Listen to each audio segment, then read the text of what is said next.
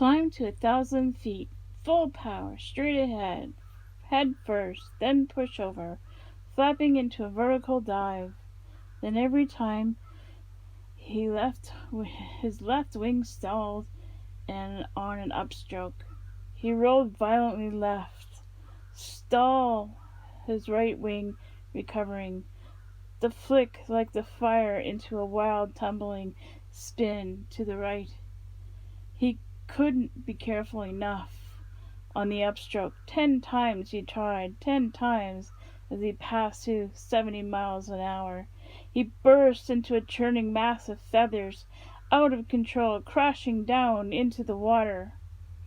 The key, he thought, at last, dripping wet, must be told the wing still at high speed, to flap up 50 and then hold the wing still. From 2,000 feet he tried again, rolling into his dive, break straight down, wings full out, stable from the moment he passed 50 miles an hour. It took tremendous strength, but it worked. 10 seconds he had blurred through 90 miles an hour. Jonathan had set the world's speed for seagulls, but victory was short-lived. In an instant he began to pull out. The instant he changed the angle of his wings, he snapped into the same terrible uncontrolled disaster. At 90 miles an hour he hit him like dynamite. Jonathan's seagull exploded in mid-air, smashed down into the brick-hard sea. When he came to, it was well after dark. He floated in the moonlight on the surface of the ocean. His wings were ragged bars of lead. He put the weight of failure was even heavier on his back. He wished feebly that the weight could be just enough to drag him gently down to the bottom and end it all. As he sank into the water, a strange, hollow voice sounded within him. There is no way around it. I am a seagull. I am limited by nature. If I were meant to learn so much about flying, I had charts for brains. If I were meant to fly at speeds, I'd have a falcon's wings and live on mice instead of fish. My father is right. I must forget this foolishness.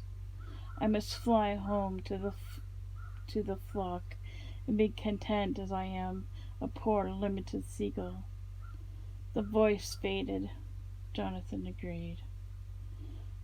The place for seagulls at night is on shore, and from this moment forth he vowed he would be a normal gull.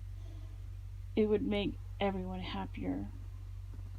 He pushed wearily away from the dark water and flew toward land, grateful for what he had learned about working, saving, low-altitude flying. But no, he thought, I'm done with the away I'm done with everything I learned. I am a seagull, like every other seagull. I will fly like no one. So he climbed painfully to the 100 feet and flapped his wings harder, pressing for shore. He felt better for his decision to be just another flock.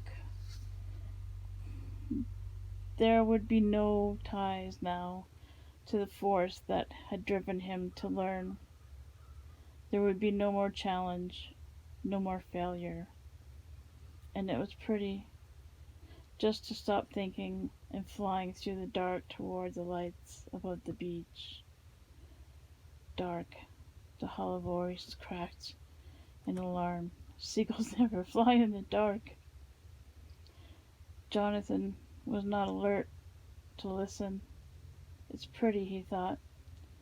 The moon and the lights twinkled on the water, throwing out little beacons of trails through the night, and also peaceful and still.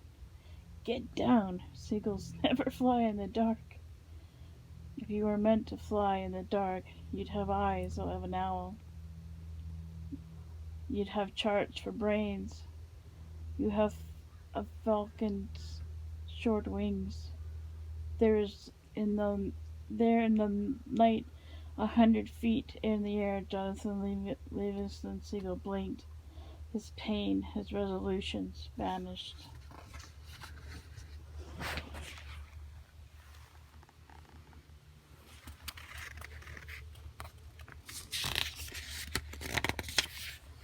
End of chapter 2.